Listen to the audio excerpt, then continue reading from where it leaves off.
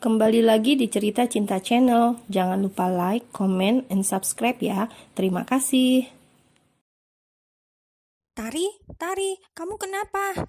Teriakan dan guncangan keras di lengannya membuat Tari tersadar dari lamunan. Dia menoleh dan menatap Siska yang sudah berjongkok di depannya.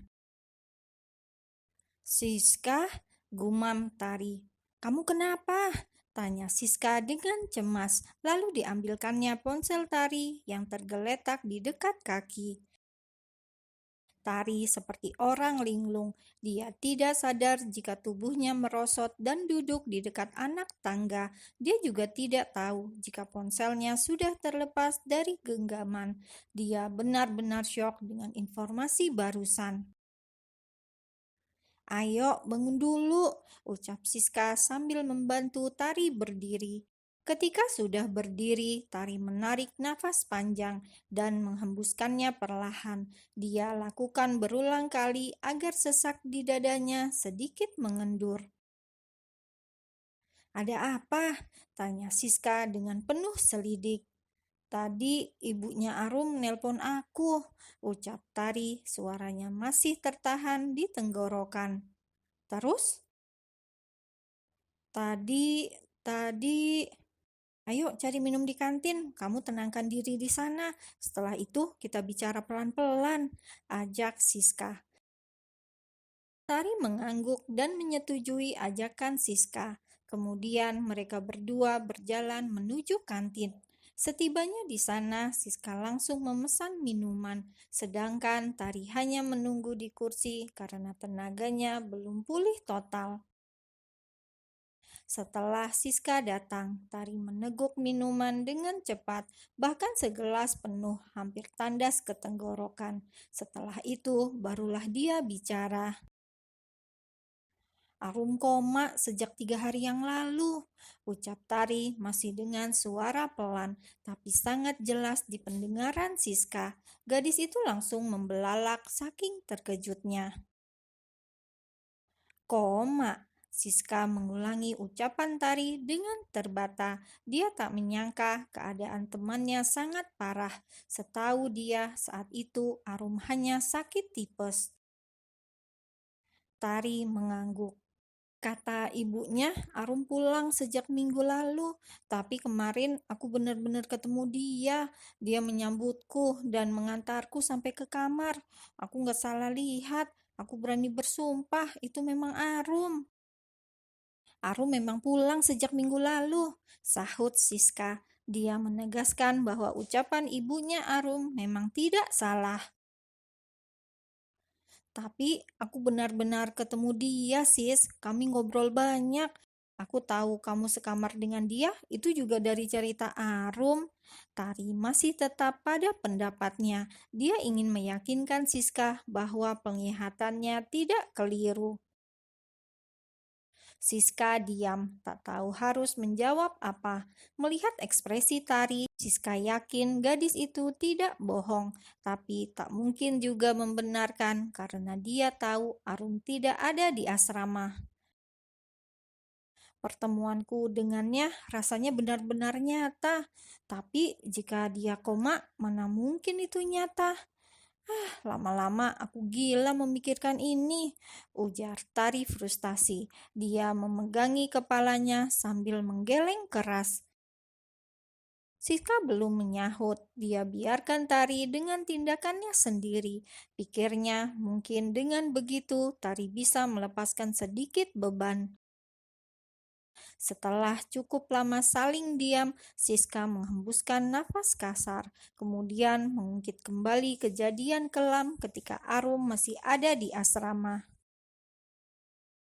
"Sebelum Arum sakit, dia pernah hilang selama sehari semalam," ucap Siska. "Hilang?" Tari terkejut. "Iya, dia hilang. Gak ada yang tahu kemana perginya. Kami semua berusaha mencari, tapi gak ketemu. Setelah sehari semalam, barulah dia ditemukan. Dia berada di kamar 201 dan dalam keadaan pingsan. Setelah itu, dia sakit dan dipulangkan. Sampai sekarang," terang Siska. "Kamar 201, Kamarku, tanya Tari. Saat ini detak jantungnya sudah di luar kendali. Iya, Siska mengangguk. Sebenarnya asrama kita itu angker. Hampir semua penghuni kamar pernah mendengarkan langkah kaki di tengah malam, tapi pas dilihat nggak ada siapa-siapa. Sambungnya. Kamu juga pernah? Tanya Tari, dan Siska menanggapinya dengan anggukan. Serius, bulu kuduk Tari mulai berdiri dengan sendirinya.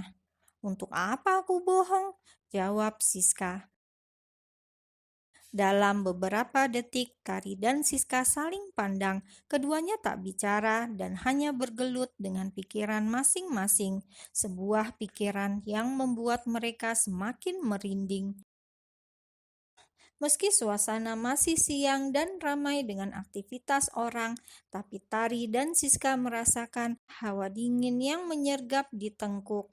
Walau sudah diusap berkali-kali, tapi rasa itu tetap ada, malah semakin menjadi. Akhirnya, Tari dan Siska memutuskan untuk pergi dari sana, namun di luar pengetahuan mereka, sosok menyeramkan sedang menyeringai di sudut kantin. Tatapannya tak lepas dari Tari dan Siska. Dalam sekejap, sosok menyeramkan itu berjalan mengambang. Entah apa yang akan dia lakukan, yang jelas saat ini mengikuti langkah Siska dan Tari. Ketika jaraknya semakin dekat, tangannya terulur ke depan dan hampir menyentuh bahu. Setelah lewat tengah hari, Tari dan Siska pulang ke asrama. Beruntung, sosok yang menyeramkan hanya mengintai dan mengikuti, tidak mencelakai untuk saat ini, tapi entah untuk nanti. Hari ini, Tari memutuskan untuk pindahan. Dia akan tidur bersama Siska dan memboyong semua barangnya ke sana.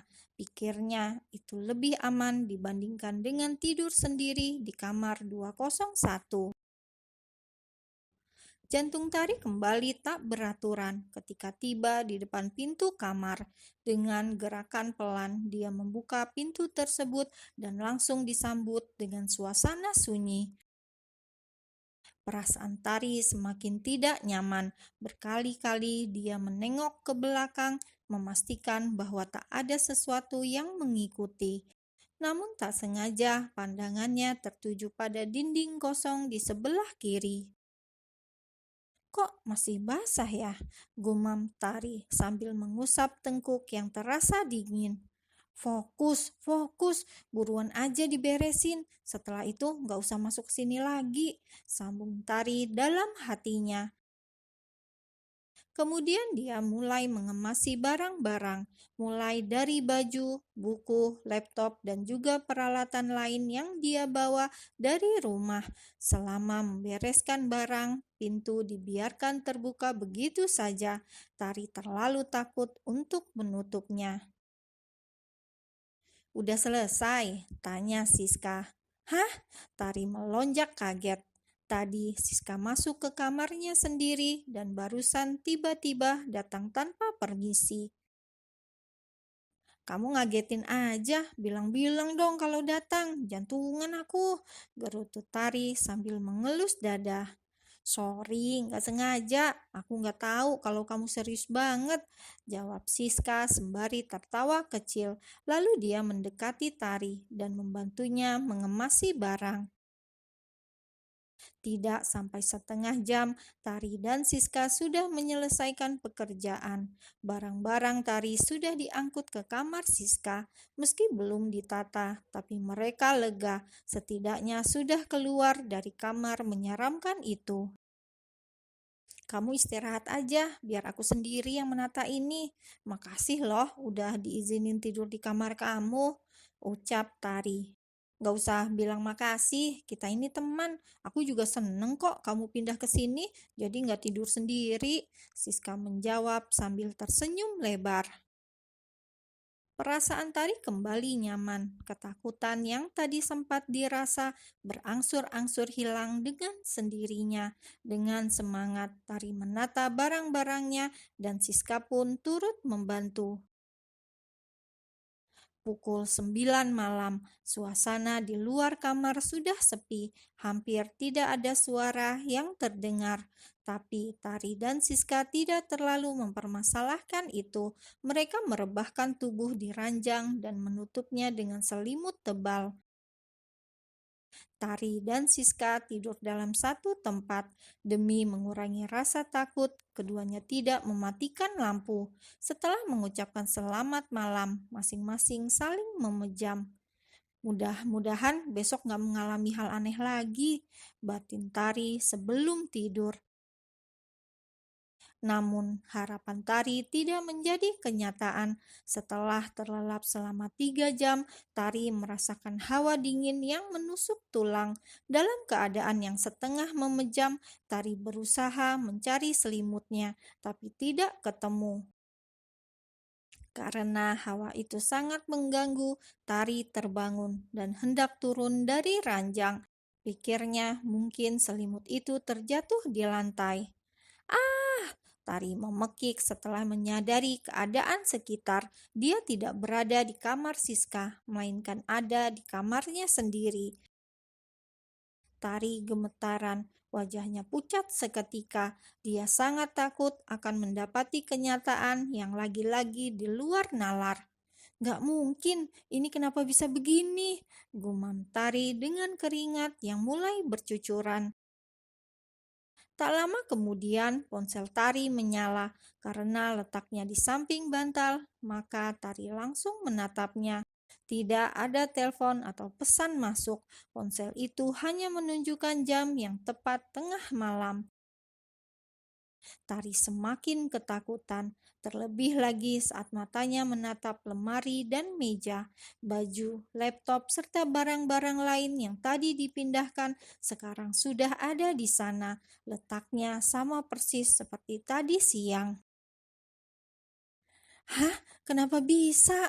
Desis Tari. Nafasnya semakin tersengal, seakan-akan ada benda besar yang menghimpit dadanya. Tenaga Tari sudah terkuras habis karena ketakutannya, tapi dia tetap berusaha keluar dari kamar itu.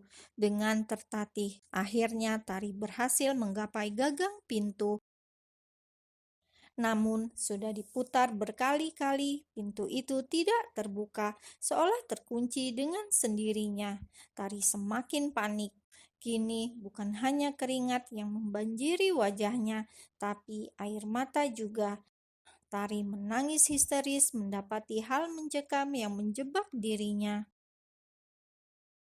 "Tolong, tolong!" teriak Tari, tapi hanya keheningan yang menjawab. "Tolong, siapapun tolong aku!" Tari kembali berteriak, bahkan sambil menggedor-gedor pintu dengan kasar, tapi hasilnya tetap sama. Tidak ada sahutan dari seorang pun.